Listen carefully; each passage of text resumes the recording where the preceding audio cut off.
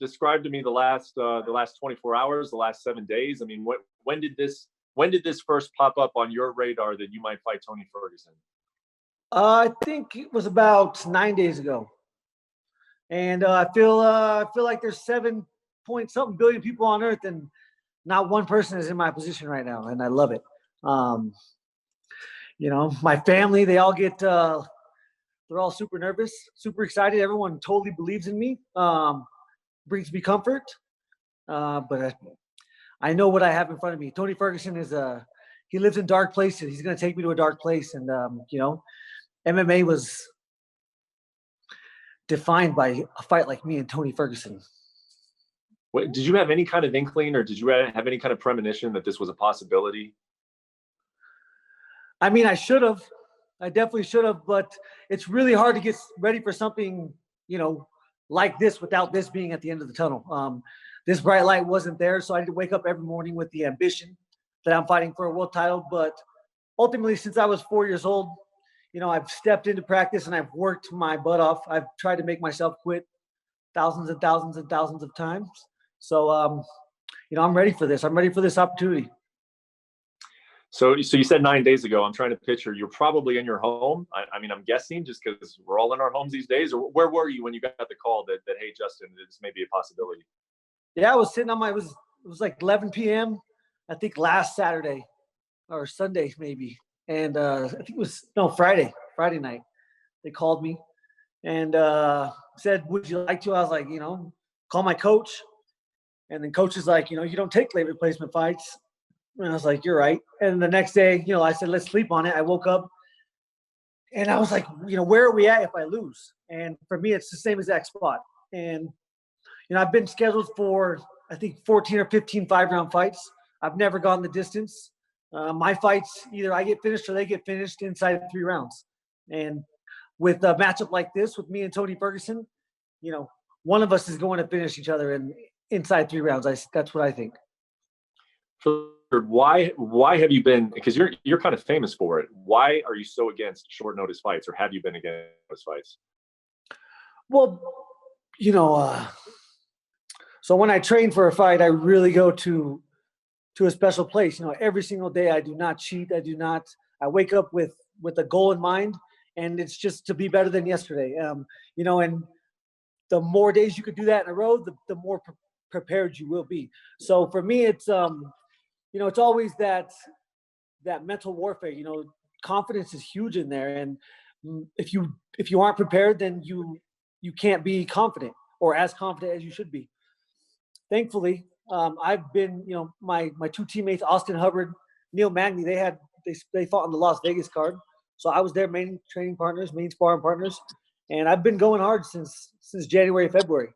So when I went to my coach, I was like, "Coach, I've been sparring 5, 6, 7, 8 rounds for fun, since January.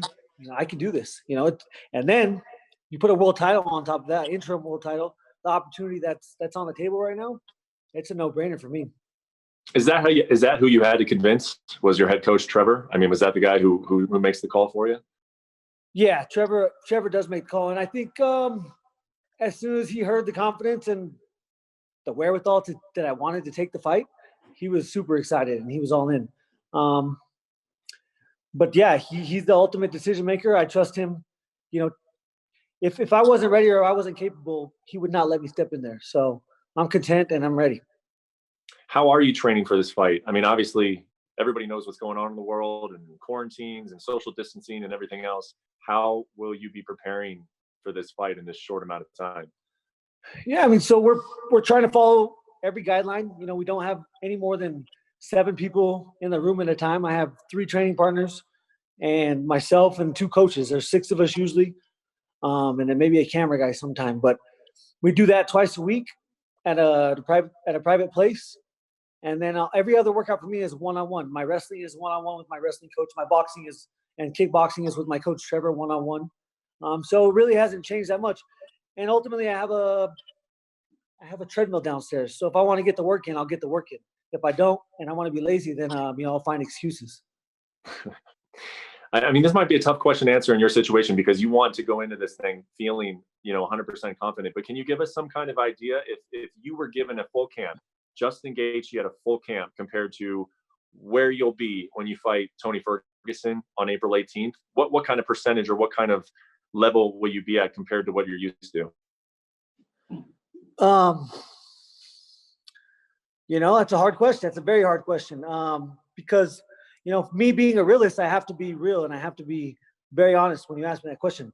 I know that I got about 18 to 19 minutes of pure hell, pure fury. And I know how hard I hit.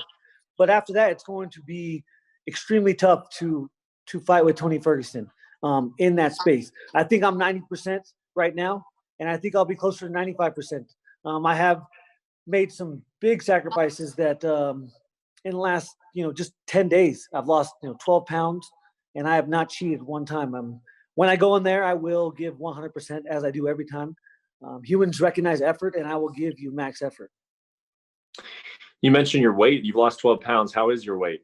How difficult is it going to be for you to get to 155 by April 17th? April 18th. Oh, 17th. Yes. I cut weight my whole life.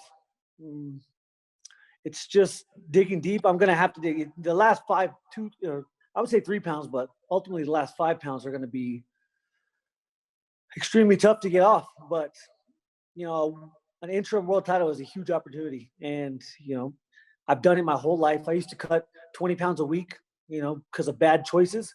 Now I'm making good choices. I think it'll definitely be easier. I am older. That does make it a little tougher, but I think with the right decisions, I will have no problem making weight. Are you willing to tell us what you weigh right now? How far you got to go?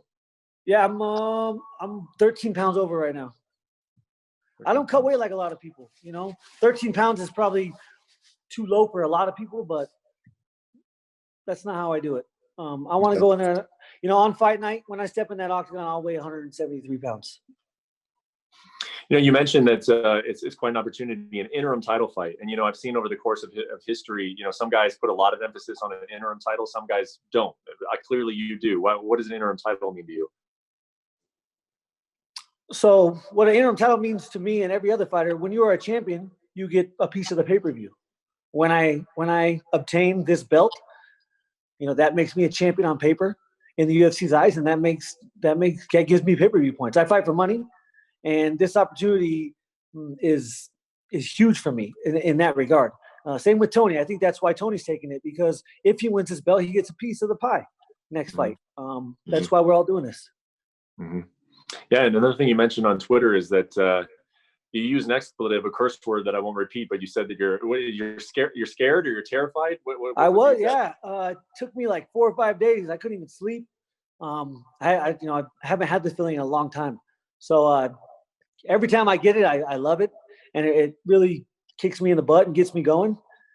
But with such a short training camp, it definitely was harder to overcome. But you got to face your fears. This opportunity is here. Dana White is going to pull this off, and I'm going to go in there and fight my butt off. When was the last time you were terrified like that? You said it's been a while. Man, I don't remember ever being that scared as I was. And what scares you? What scares you? Tony or? It's the confidence. Confidence is everything for me, and I know, I'm not an idiot. That it takes time. It takes preparation to be ready to push the pace that I push for 25 minutes. Luckily, I'm very confident that I can do that. And I've been in worse spots hundreds of times in my career where this would have never been an opportunity. But I knew, even in January and February, I was telling myself internally that no matter what, I'm going to fight again, and it's going to be a huge fight. So I was still going into practice with that mindset. Mm-hmm. And I'm very thankful for that. I'm thankful that, it was somewhere back there in the back of my head that this was a possibility. And I do feel like I have been, subconsciously training for something like this. Mm-hmm. Based on what you said, and you're right, you're a realist and you give honest answers. So based on what you said of like maybe after 18 minutes, this is going to be really, really a difficult challenge. Does that change the game plan at all? And I mean, you're kind of already a guy that goes in there and looks for an early knockout anyway. Yeah, no, it doesn't change a thing. I think I've been scheduled for like 14, 15, 16 5-round fights. I've never gone 5 rounds. I've gone 1 minute into the 4th round one time.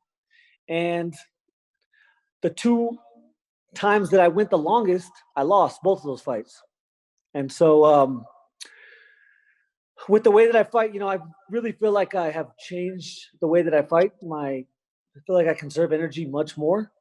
And I feel like I could fight like I fought the last 3 fights. I could fight like that forever, you know, for as many rounds as I need to. Yeah. Tony doesn't allow that. Tony's, you know, he would be smart not to allow that. But, you know, I really need to touch his legs, touch his body. And so he doesn't want to engage, and really allows me to fight at my pace. That's what I'm going in there to do. Fight my fight and, you know, put him to sleep. I have to touch him.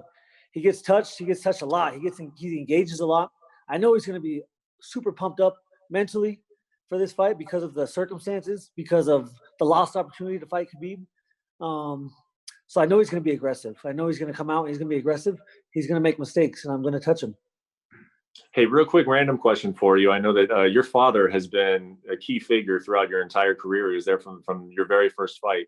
Yeah. What was your conversation like with him when you told him that this was going to happen? Dude, it was crazy. They're all so excited. You know, I was really surprised how excited they all were, and how the confidence they had in my ability to go out there and beat this guy was super. You know, my dad's he's a great man. He's exactly like me. He said, "Listen, son, we know you got 18 minutes, you know, 17, 18 minutes in you." He's like, "And we know you're going to try your hardest. You know, that, you know, just be okay with that." And I was like, you know, you're right. You're so right. So yeah, you know, he's that's why I go in there with no fear, because I know that I have the support. You know, a good family support system can take you so far in life, and it's so important to me. And win or lose, I know that I have that at home. Do you know where this fight is taking place, Justin? I don't. It's like a kumite. I love it. You do? You like it, huh? Oh yeah. Tell me the day of. I'm cool. Huh. I mean, any other type of details, just in terms of, you know, testing? I mean, this virus is scaring a lot of people out there. I mean, will you be tested for the virus? Are those questions that you're asking? What types? Those are questions that I'm asking, but those are not questions that I have got answers to. So, you know, I'd like a private plane. That'd be nice. I'd like. I'm taking every precaution possible, but you know, there's a few ways that I will die young. And fighting unprepared and not taking the necessary steps is one of them for me. So that's the battle right now for me. Wow, that's really how you look at it, is by taking a fight on short notice. That it's not just about a win or loss. Like this is an impactful thing for the rest of your life, potentially. Yeah, absolutely. You never know. I mean, this is a very dangerous sport, but something like coronavirus could, you know, you can get sick and you could lose that battle. So, life is short, man. I love these opportunities. I like to take risks. I like to face my fears. And this is exactly what I signed up for. Tony Ferguson. What do you think of for a chance to fight Khabib? That's what I want. And by the way, speaking of Tony Ferguson, I remember years ago, like an interview that you and I did, and you were very bullish, saying that you would love to fight Tony Ferguson. It actually sounded kind of personal. Was there ever anything personal between you two? Is there something personal now? I'm a huge fan of Tony. I love the way he fights. I'm a huge fan of MMA. Humans recognize effort. I recognize effort, and I know how bad he wants it. I know how hard he tries. So you have to respect that. I've always had respect for him for that, and I have more respect because I know he's going to try to cut my face up. Mm-hmm.